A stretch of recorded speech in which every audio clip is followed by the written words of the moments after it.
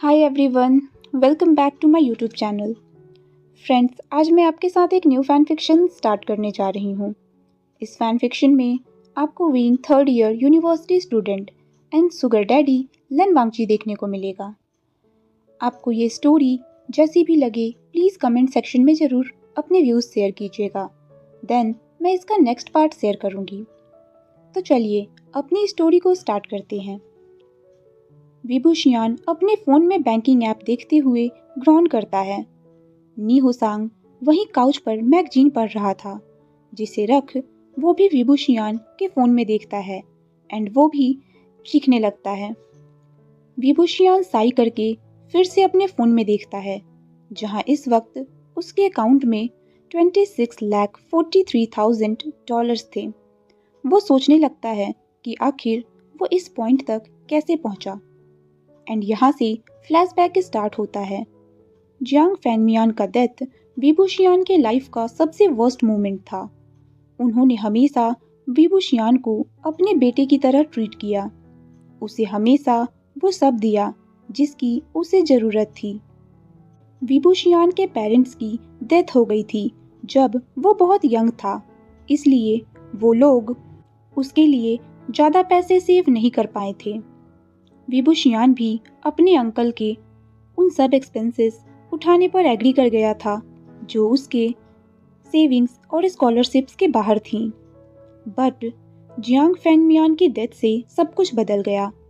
Madam you कभी भी विभूषियान को पसंद नहीं करती थी।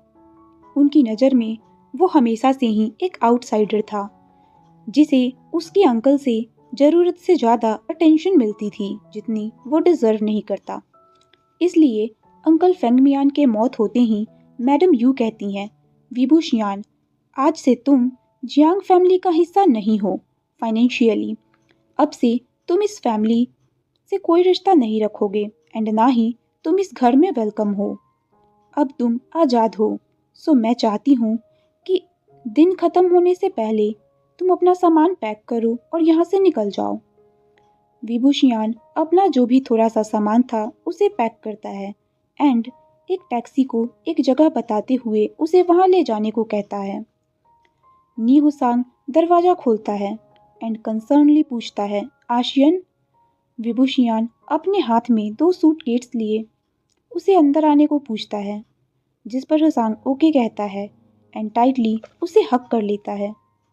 वीइंग के आंसू हुसांग के शर्ट पर गिर रहे थे। अब विभूषियान नी होसांग का ऑफिशियली रूममेट बन चुका था।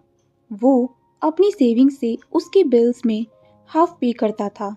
हालांकि हुसांग ने उसे कभी इसके लिए नहीं कहा, बट अब उसकी सेविंग्स ख़त्म होने लगे थे। वो हुसांग से पूछता है कि वो अब क्या करे, जिस पर हुसांग कहता है, तुम रेंट पे मत करो, तुम्हें पता है कि इस जगह के लिए मेरी फैमिली पे करती है। विभूषियान उसे ग्लेयर करते हुए कहता है, तुम्हें पता है मुझे किसी का भी एहसान नहीं चाहिए। हुसांग कहता है, राइट, मैं तो भूल ही गया, तुम्हारा स्टूपिड प्राइड। देन जॉब करना कैसा रहेगा? विभूषियान साई करते हुए कहता है, I would love to, but तुम्हें पता है मेरे मेजर्स की वजह से मुझे ज़्यादा वक्त नहीं मिलता काम करने को एंड ज़्यादातर प्लेसेस पर नाइट शिफ्ट्स भी नहीं होती हैं। तभी हुसांग कहता है, आशियन, मुझे एक परफेक्ट आइडिया आया है। दागे ने हाल ही में एक फैंसी बार खोला है एंड उन्हें बारटेंडर की ज़रूरत है। मैं उनसे बात कर सकता हूँ। सीरियसली, क्या तुम ऐसा कर सकते हो?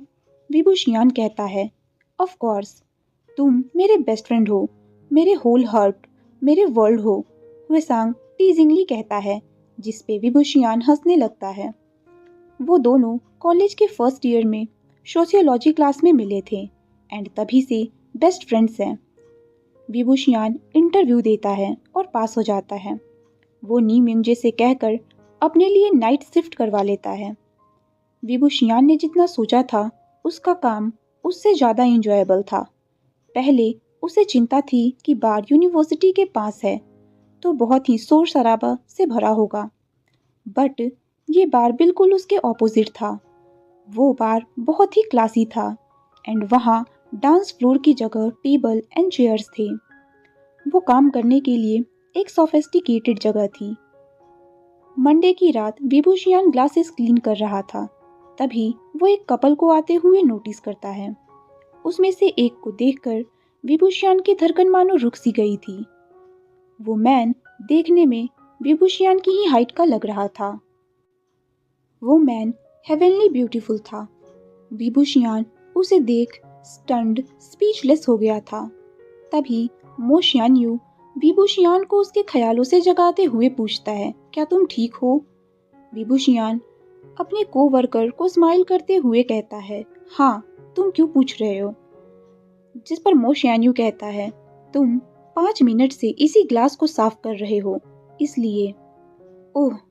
देन विभूषियान अपने दूसरे काम करने में लग जाता है, बट वो कंटिन्यूअसली उस कपल को देख रहा था। उसने कुछ बातें नोटिस की थी उस मैन के बारे में कि वो मैन अल्कोहल ड्रिंक नहीं करता एंड वो बहुत कम बोलता है। ऑलमोस्ट 1 घंटे हुए थे कि वो दूसरा पर्सन उसको बाथरूम का एक्सक्यूज करके वहां से जल्दी बार से बाहर भाग जाता है। ये देख विभूषियान फ्रोज हो जाता है। उसने बहुत सारे कपल्स को देखे थे डेट पर आते हुए।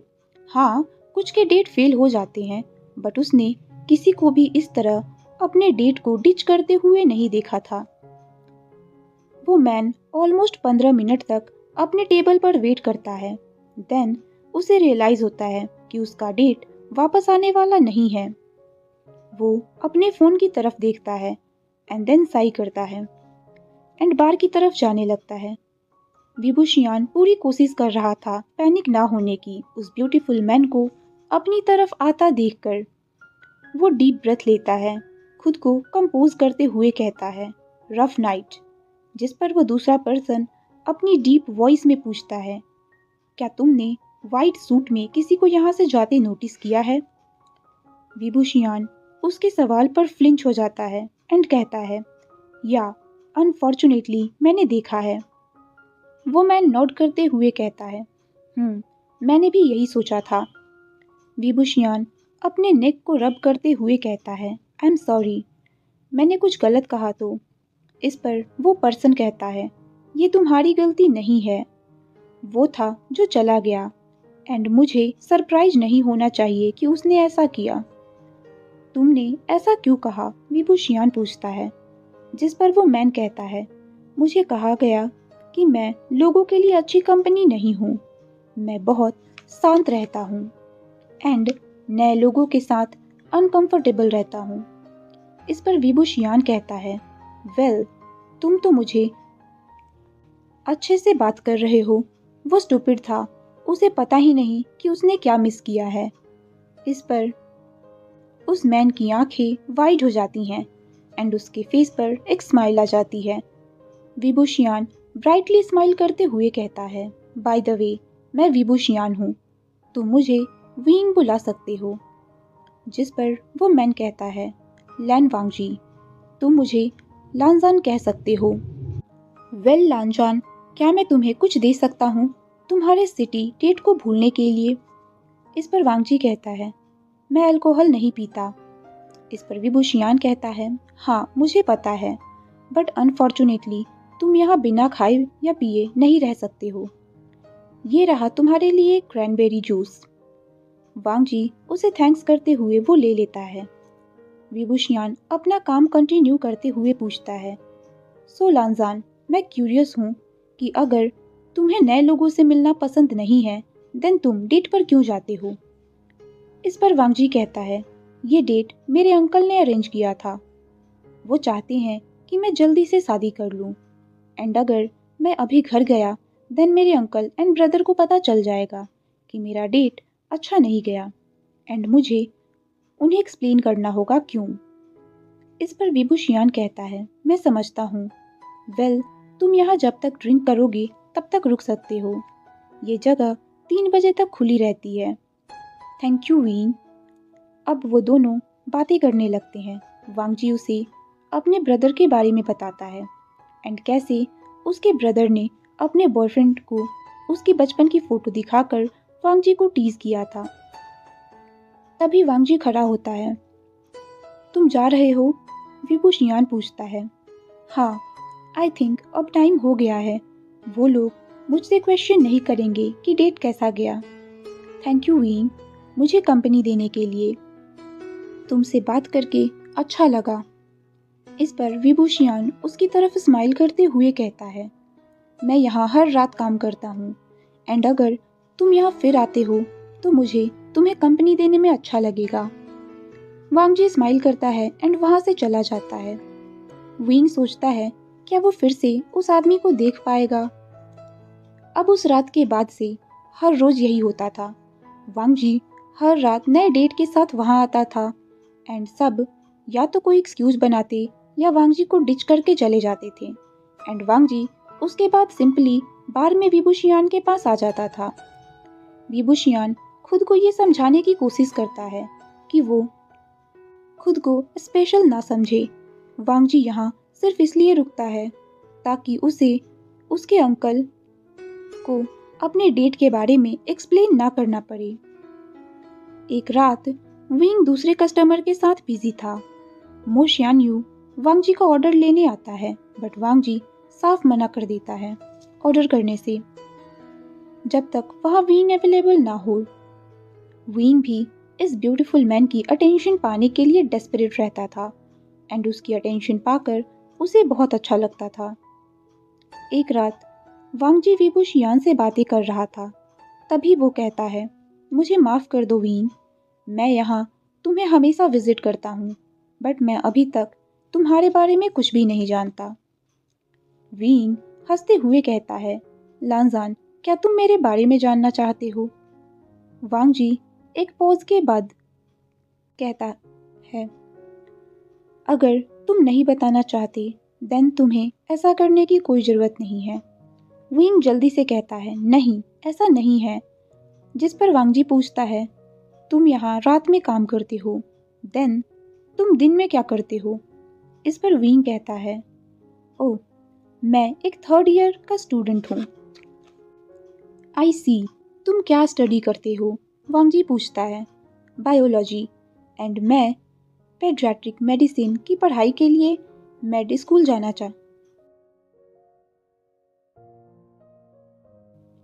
देन वो उसे बताता है कि उसने यहाँ बार में काम करना कैसे शुरू किया।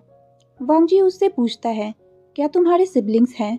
इस पर विंग पॉज हो जाता है, फिर कहता है, ये थोड़ा कॉम्प्लिकेटेड है। मैं एडॉप्टेड था सो मेरे स्टेप सिबलिंग्स हैं, एक सिस्टर एंड एक ब्रदर, बट मैंने उनसे काफ़ी टाइम से बात नहीं किया है। देन वांग जी के फ़ोन पर उसके ब्रदर का कॉल आता है एंड वो विंग से माफ़ी मांगते हुए वहाँ से चला जाता है। उस रात उस बार में होसांग भी आया था। वो कभी कभी वहाँ आता है। वो विंग के पास जाकर पूछता है, ड्यूड तुम लैन वांग जी से क्या बातें कर रहे थे? जिस पर विंग कहता है, लानजान मैं हर रात उससे बातें करता हूँ। हुएसांग उसे शॉकिंगली देख रहा था। जिस पर विंग पूछता है, क्यों, क्या वो फेमस है या कुछ और? जिस पर हुएसांग कहता है, क्या तुम सीरियस हो? तुम सालों से जियांग्स के साथ रहते हो एंड तुम नहीं जानते कि लैन वांग जी कौन है? इस पर विंग कहता है, ऑफ कोर्स मैं नहीं जानता, तुम जानते हो ना मैं उनके साथ पार्टीज में जाने के लिए अलाउड नहीं था। जिस पर हुएसांग कहता है, राइट माई बैड। एनीवेज लैन वांग जी शहर के सबसे बड़े कॉरपोरेशन ट्विन जेड कॉरपोरेशन का सेकंड हायर है एंड अभी इस कंट्री का सेकंड मोस्ट एलिजिबल बैचलर है। जिस पर विंग कहता है, वेट सो लानजान सुपर रिच है? Yes, super rich, super hot and super famous and तुम उसे लानजान बुलाते हो? नी हुसांग कहता है, हाँ उसने मुझे खुद बुलाने को कहा था। विंग बताता है। जिस पर हुएसांग, ओ माय गॉड, इसका मतलब तुम और लैन वांग जी डेट कर रहे हो एंड तुमने मुझे बताया भी नहीं। विभू शियान उसे कट करते हुए कहता है, नहीं हम डेट नहीं कर रहे एंड वो उसे सारी सिचुएशन बता देता है। अब वांग जी 3 दिन बाद फिर से वहाँ डेट पर आता है एंड एज यूजुअल वो डेट भी चला जाता है। एंड वांग जी विंग के पास आ जाता है। विंग उसे देखकर तुरंत कहता है, so second higher of twin jet corporation. इस पर वांग जी फ्लिंच्ड हो जाता है। तुम्हें पता चल गया? हाँ, तुमने मुझे क्यों नहीं बताया? विंग पूछता है। वांग जी कुछ देर साइलेंट रहता है, फिर उससे माफी मांगते हुए कहता है, मैं इसे तुमसे छुपाना नहीं चाहता था। इट्स जस्ट जिनसे भी मैं मिलता हूँ वो मुझसे कुछ ना कुछ चाहते हैं, मनी या मैरिज या पावर। मुझे अच्छा लगता है तुमसे बात करके, जो मुझसे बदले में कुछ भी नहीं चाहता। विभूषियान ब्लश करते हुए कहता है, ऑल राइट फाइन, मैं तुम्हें माफ करता हूँ क्योंकि तुम्हारा फेस क्यूट है एंड तुम जेन्यून हो। वैसे तुम्हारे पास पैसा है, स्टेटस है, देन तुम डेट्स पर क्यों जाते हो? जिस पर वांगजी कहता है, मेरी फैमिली चाहती है कि कोई हो जो मेरा ध्यान रखे। देन तुम ऐसा क्यों नहीं प्रिटेंड करते हो जैसे तुम किसी को डेट कर रहे हो, ताकि तुम्हारे अंकल तुम्हें लोगों के साथ डेट्स पर भेजना बंद कर दे? विंग कहता है। ये सुनकर वांगजी की आंखें बड़ी हो जाती हैं। वो विंग को घूर कर देखता है एंड फाइनली पूछता है, क्या तुम इसमें इंटरेस्टेड हो? विंग शॉकिंगली कहता है, मैं? जिस पर वांगजी कहता है, मैंने सोचा तुमने मुझे ये आइडिया दिया है, सो मैं श्योर नहीं था, आई एम सॉरी। विंग हंसते हुए कहता है, काम डाउन लांजान, मैं अपसेट नहीं हूँ। मेरे पास वक्त नहीं है किसी को डेट करने के लिए, चाहे रियल हो या फेक। मुझे जितना हो सके उतना काम करना है अपनी यूनिवर्सिटी का फी पे करने के लिए। वांग जी कुछ सेकंड सोचने के बाद कहता है, मैं तुम्हारी यूनिवर्सिटी के लिए फ़ी पे कर सकता हूँ।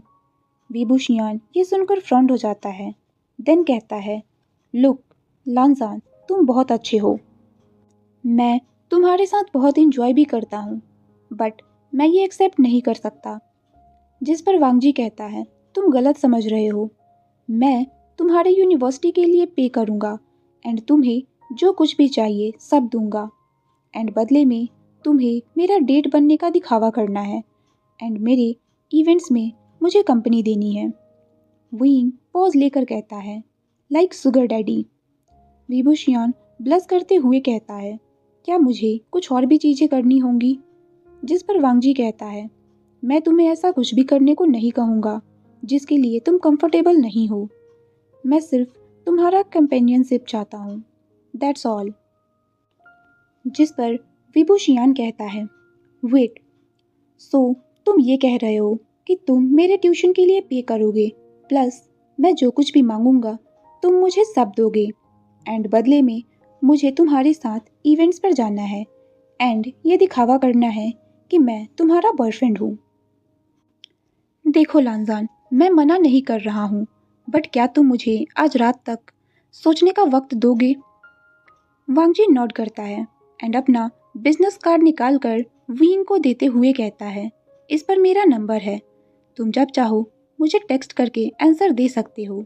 Good night wing. विंग भी नोट करता है एंड उस कार्ड को ले लेता है। सो फ्रेंड्स, आज के पार्ट को यहीं पे स्टॉप करते हैं। सो क्या लगता है आपको, क्या विंग ये ऑफर एक्सेप्ट करेगा? फ्रेंड्स, अगर आपको ये स्टोरी पसंद आए देन प्लीज़ आप लाइक किया कीजिए ताकि ये स्टोरी और वंशियन फैंस तक पहुंच सके। बाय।